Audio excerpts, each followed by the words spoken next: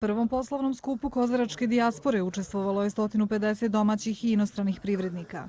Cilj je uključenje dijaspore u ekonomski razvoj Prijedora i prenos znanja i vještina.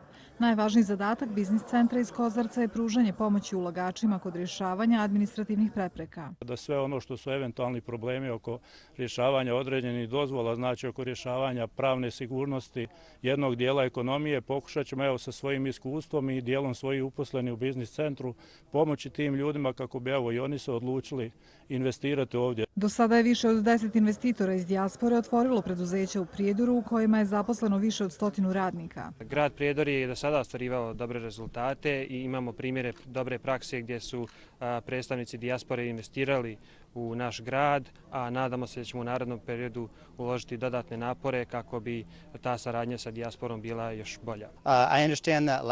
Prema mojim saznanjima, za svaki dolar koji je prošle godine iz direktnih stranih investicija ušao u Bosnu, bilo je $7 koji su došli iz dijaspore. To znači da postoji ogroman potencijal. Sa skupa je poručeno da se nove investicije ulagača iz dijaspore u Prijedoru očekuju već na proljeće.